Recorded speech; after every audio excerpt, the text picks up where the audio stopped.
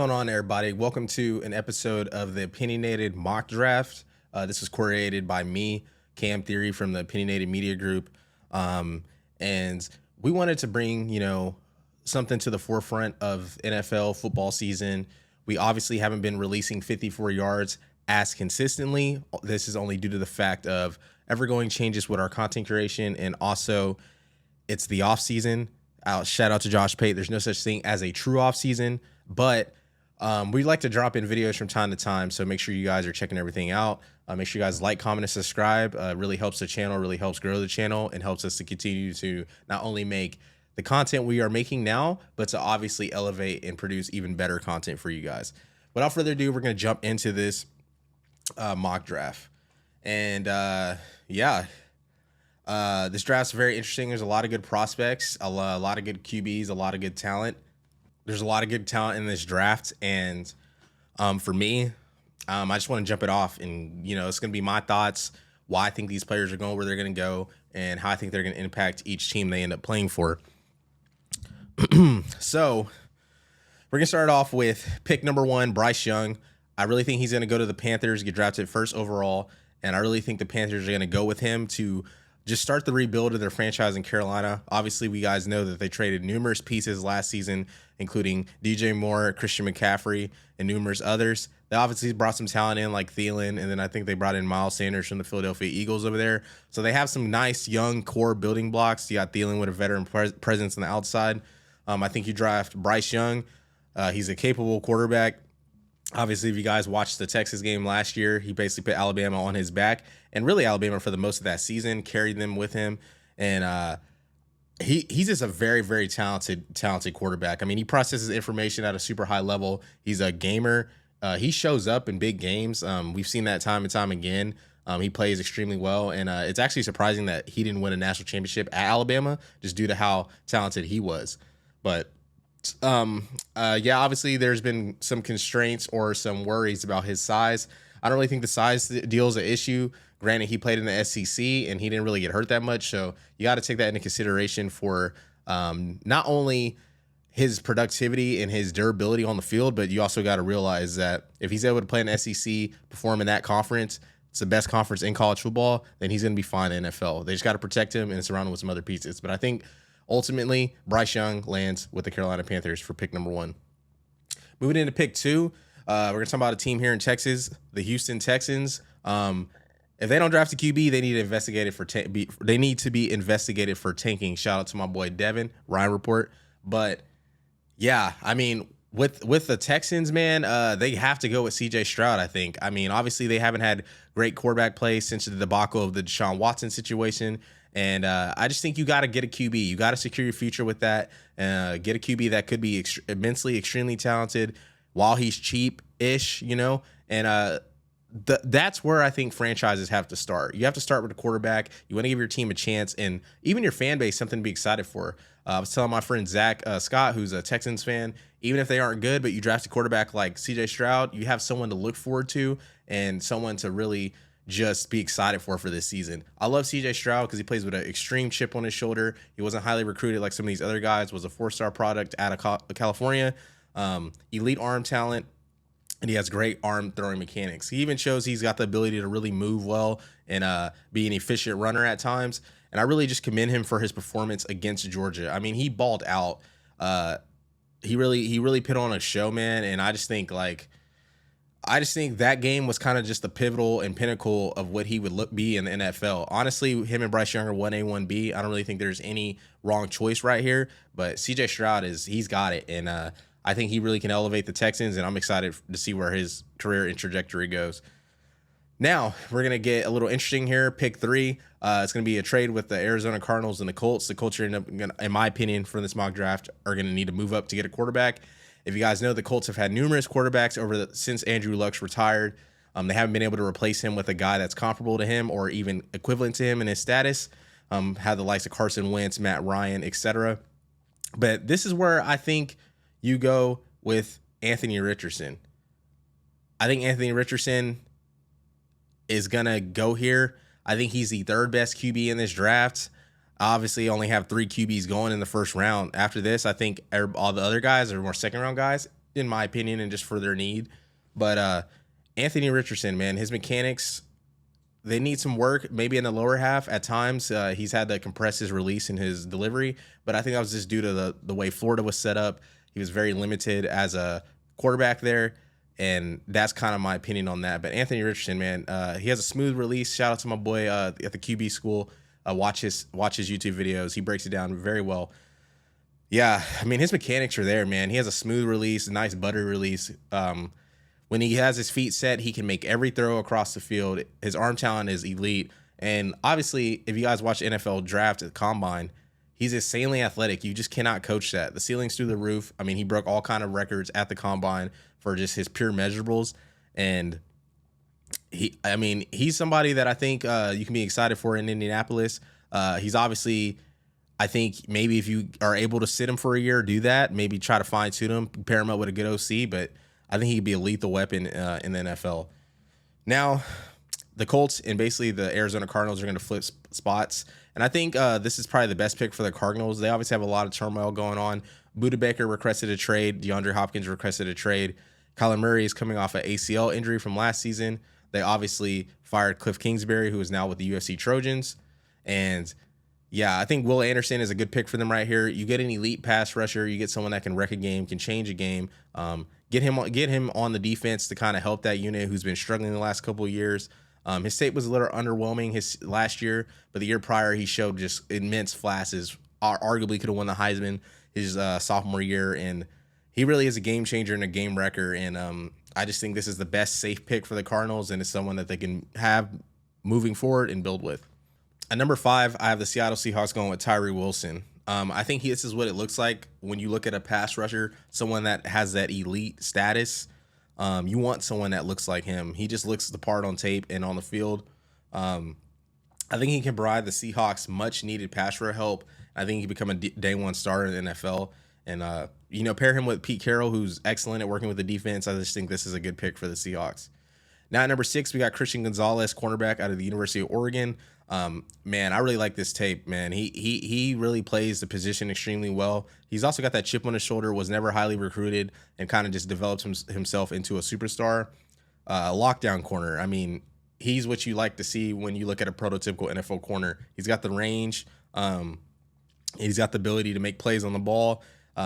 Very, very instinctive football player. And I think this could really help the defensive line for the Detroit Lions out. Obviously, they drafted Aiden Hutchinson last season.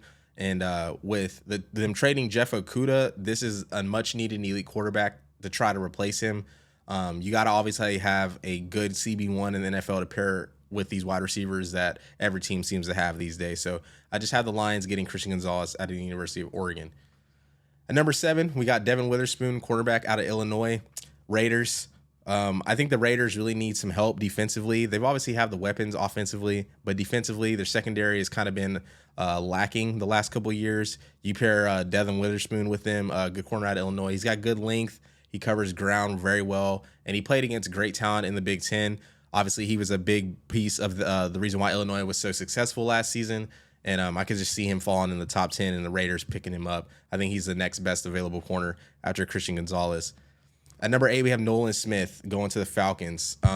He has elite speed and pass rush ability. Obviously, he's not as big as some of the other edge guys in this draft, but I don't think it matters. He played at Georgia, and he's just super extremely athletic, and you can't coach his way to bend around corners and how he can pursue the passer with his immense speed. Elite speed and pass rush ability. I think he's a great fit for the Falcons, and I think he's going to really enhance their pass rush. I think the Falcons need this to kind of start building back to being one of those prominent teams in NFC South. And you got to have someone that can kind of hound the quarterback. And right now, that division is up for grabs. So you get this piece right, you're already moving in the right direction.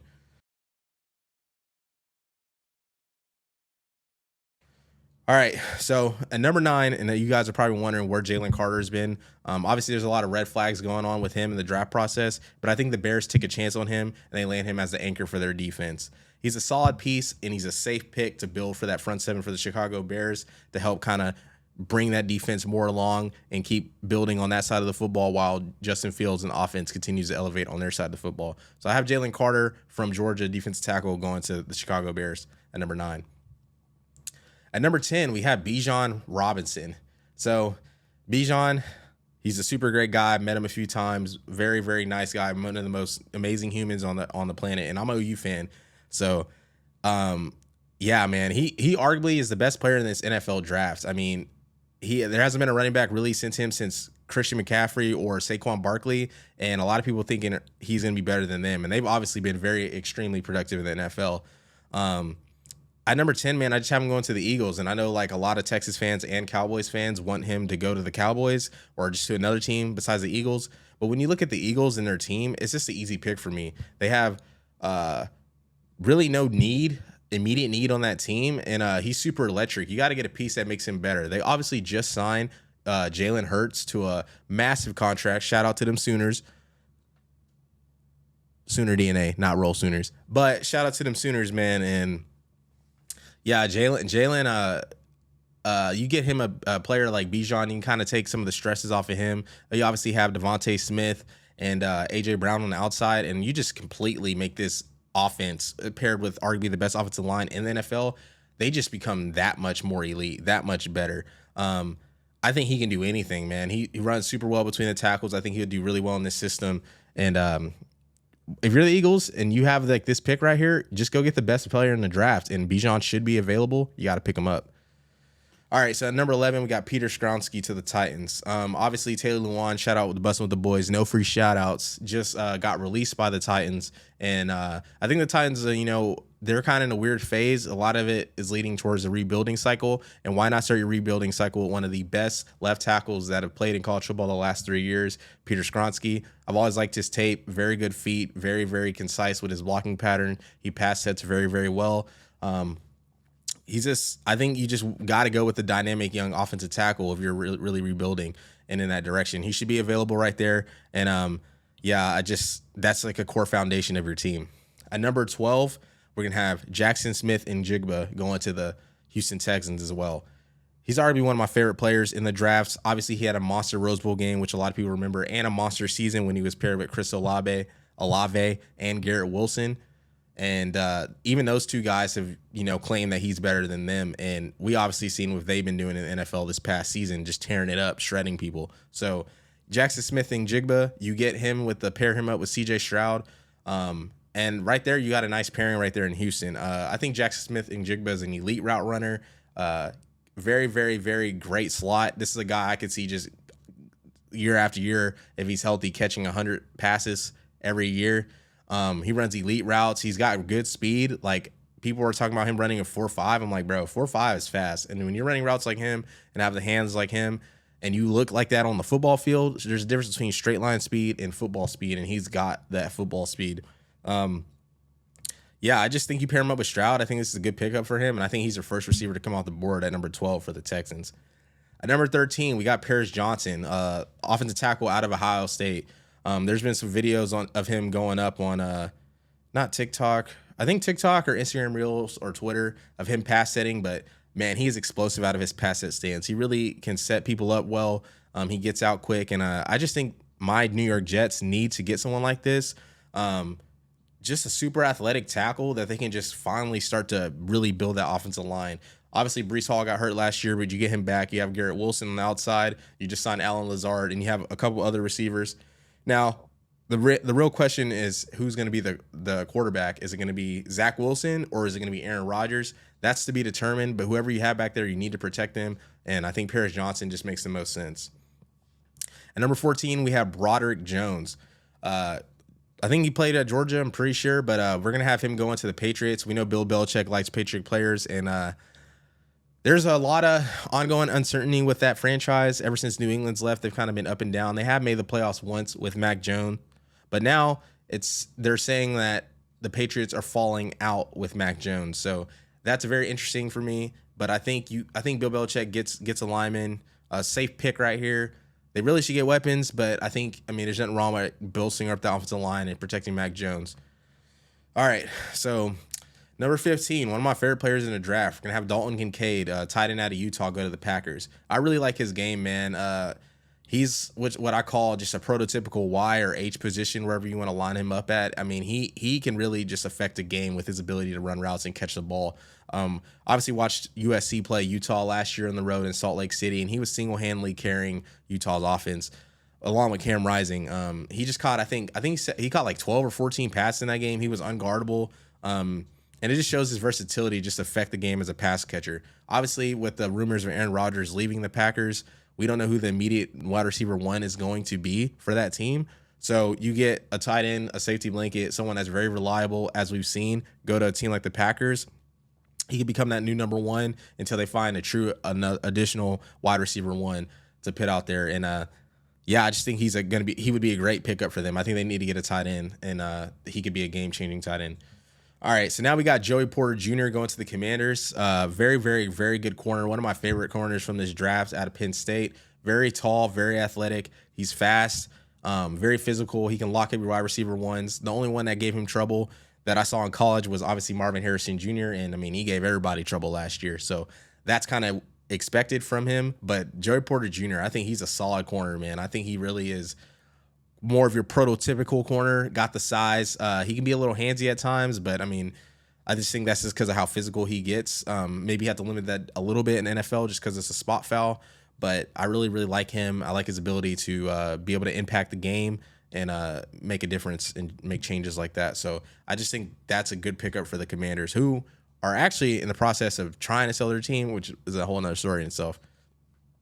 All right, so now we're going to have Darnell Wright from the offensive lineman going to the Steelers out of Tennessee. I really think he just, the Steelers just kind of need to continue to build. They've always been an interesting franchise, but obviously with Pickett there, I know you got hit a bunch, and you have Najee Harris there. Just try to beef up the offensive line. I think this is a good safe pick for them to kind of continue to propel them forward. And next for the Lions, we got Kalijah Kancey, edge rusher out of the University of Pitt. Pair him on the other side with Aiden Hutchinson. You obviously get if you get Christian Gonzalez in this draft, and then you pair this guy with Aiden Hutchinson, you're really starting to build up that defense, which the Lions had issues with last year because they were in a lot of shootouts last year. I mean, they were pitting up points, one of the highest scoring teams in the NFL points wise, but the defense was lackadaisical and was giving up too much points. So you can get this edge rusher, have two dynamic edge rushers on the edge, and start building that team and maybe get that point total down. You might be looking at a Lions team that might push for a Super Bowl, is what they're saying, according to Vegas in the odds. All right. So, number 19, we're going to have a trade. Tampa Bay, the Buccaneers, I have them predicted to trade with the Bears. And we're going to have the Bears go get another defensive player to pair with Jalen Carter, Clemson edge rusher, Miles Murphy. I think you get another guy that can rush the pass from the outside, pair him up with Jalen Carter, who's going to pressure the pocket from the inside and be a nice run stopper. Like I said, continue to build this defense up. Defense will help a team like the Bears, who look like they can score dynamically when you got a quarterback like Justin Fields. So just allowing more of a dominant presence in that front seven, I think that's just key for the Bears to get kind of back on track. And right now, the NFC North with Aaron Rodgers potentially leaving looks like it's a vacant division. So I think every team is going to have a shot there if Aaron Rodgers leaves. Now, at number 20, we have the boy, Jordan Addison.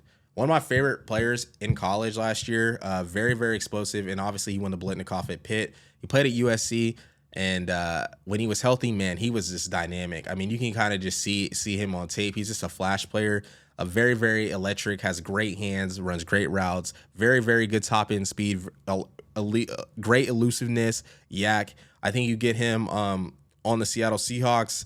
You obviously got DK Metcalf there. I think you still have Tyler Lockett there. You get another receiver like Jordan Addison there, a kind of young, dynamic presence. And obviously Geno Smith had a career year last year. So with all these weapons, this elevates the Seahawks more. You have more weapons over there. And I just think he's a game changer. And I just think it's someone, if he's available in your Seattle, you look at your roster, and it's just another weapon you can add to your arsenal. Now we have Zay Flowers at number 21 going to the Chargers. And I really, really was conflicted this pick with Quentin Johnson and Zay Flowers. A lot of people think Quentin Johnson is going to be a bust.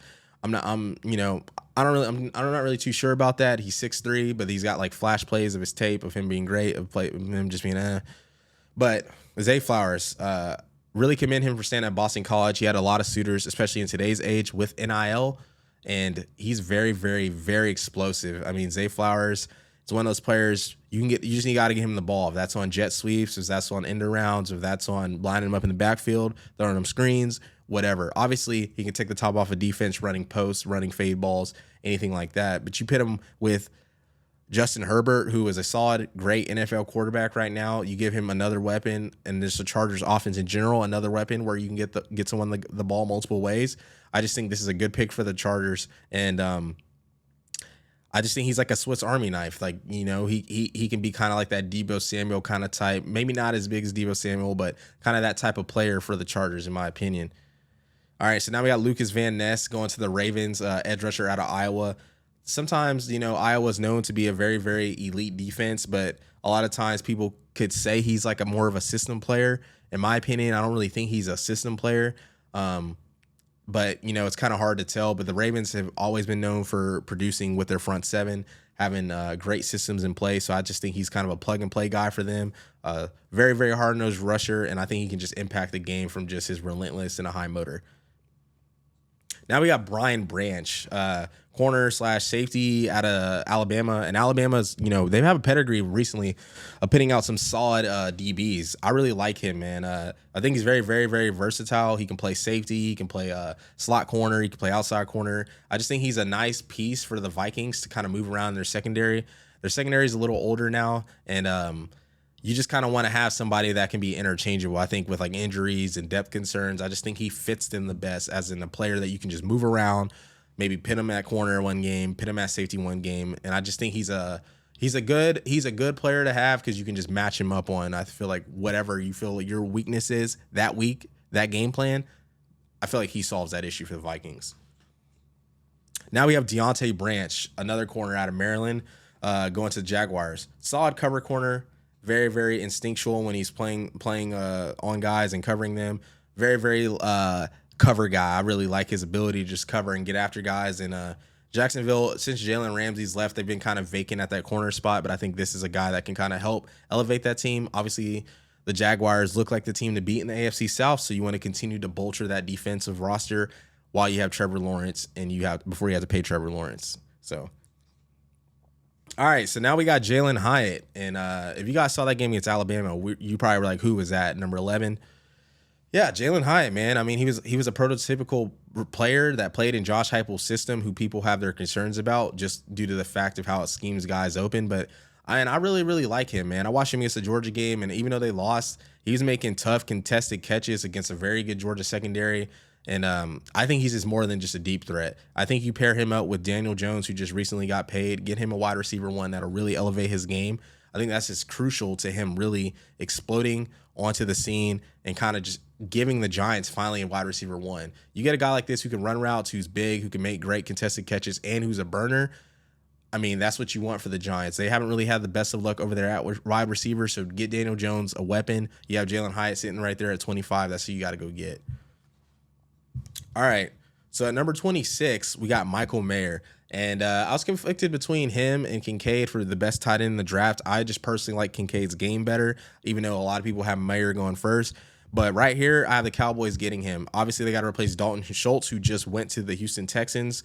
And, yeah, I just think the Cowboys continue to look for their new Jason Witten. Dak loves throwing to the tight ends security blanket. And I like how they scheme the tight ends over there in that offense from Mike McCarthy. So you put a player like Michael Mayer over there, tight end out of Notre Dame. He blocks extremely well. I mean, I really like his physical game. You know, Notre Dame, they love to be physical and run the ball there. And also, I just think he's very, very physical in the pass game. I think he can really just catch a lot of contested balls. The windows in the NFL are a lot tighter. So I just think he's just more of that prototypical three-down tight end that can come into the Cowboys and really just make an impact and difference.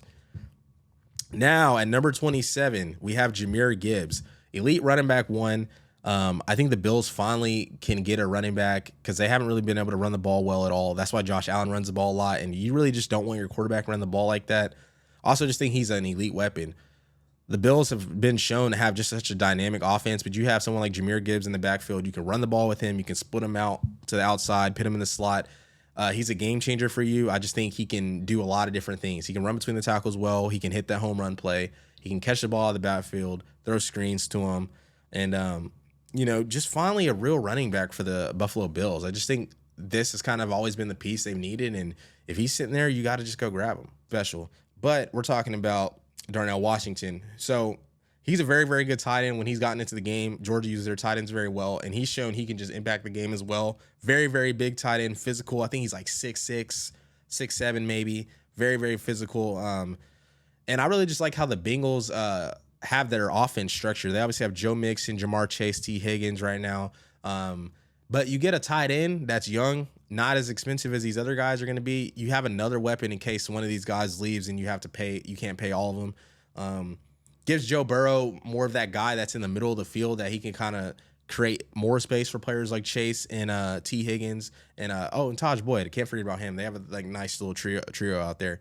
But yeah, I mean, I just think at this position, the Bengals, you have this option to get a tight end that's this dynamic, grab him, continue to elevate the offense around Joe Burrow, give him more weapons, and maybe the Bengals will finally get back to that Super Bowl and actually win it. So, all right. So now at 29, we have BRYCE. He had one of the craziest college careers, really. Was the number 1 overall player coming out of high school. Goes to Clemson, balls out as a freshman, ends up getting having some health trouble, and causes him to miss a lot of football there. But when he plays, he's very, very, very, very dominant. I mean, he's a game wrecker. He's this defensive tackle that can, just impact the game from the inside. And having a guy that can impact the game from the inside is just so crucial in today's game and day and age. You can obviously, with an edge rusher, do certain things like chip in with a tight end or have a linebacker, or not linebacker, have a running back or even like a receiver crack them. You can have these different dynamics to chip him, but even if you have a defensive tackle and he's getting double teams, he's creating plays for the linebackers and for other defensive linemen to make plays off of him. So you get a player like BRYCE to the Saints at 29. Really love his game. Really wish the best for him. He's a great guy, and I just think this makes the most sense for the Saints. Pair him with Cam Jordan or Cam Howard, and Cam Howard or Cam Jordan, one and two, but I think Cam Jordan. But pair him with one of them.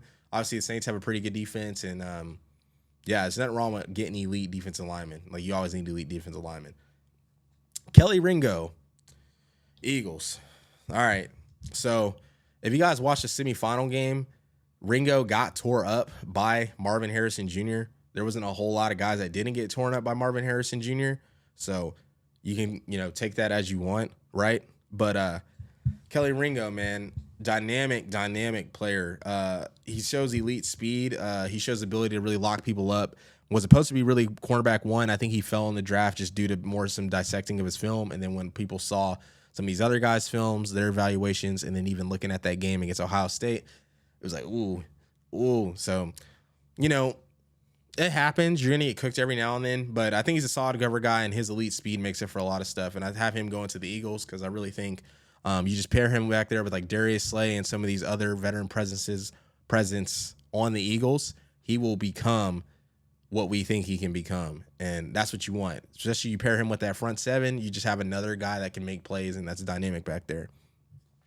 At number 31, we have Will McDonald going to the Chiefs. Now, I would have had the Chiefs drafting a wide receiver, and Quentin Johnson looked like the best available, but I just don't know if the way Quentin Johnson plays would fit the Chiefs' play style. Obviously, Andy Reid is a creative genius, one of the best offensive, if not the best offensive masterminds ever in the game of college football. And yeah, I'm not too sure like my real opinions on like what that would look like, but Will McDonald, man, at Iowa State, edge rusher, I think he can add more pass rush help to the Chiefs defense. There's nothing wrong with getting more pass rush help. Just a solid all-around edge rusher that can be a situational additional piece for the Chiefs, especially the Chiefs have shown consistently that they're making deep playoff runs, and in the AFC with these elite quarterbacks, you need just pass rushers to get after these guys to really impact the game and just cause chaos for the opposing opposition. So, yeah. But that is my mock draft for Opinionated. Make sure you guys like, comment, and subscribe. You can find us everywhere on YouTube, Instagram, TikTok, Twitter, at Opinionated Media. We have merch coming soon, so if you guys like these hoodies, these might be for sale in the future. Just kind of depends on the feedback. But we have merch coming soon. A lot of cool things coming soon. And we obviously are going to get back more to the football stuff. So whatever you guys want to see, any types of videos, please leave them in the comments below. Fill the comments up. We need the engagement. Like the video up, share it with your friends. Tell me who I missed in the mock draft. Maybe there's someone else that you thought should be drafted in the first round, or someone's need team-wise that I didn't hit. Just let me know. That's what it's for, and that's what it's for, the feedback.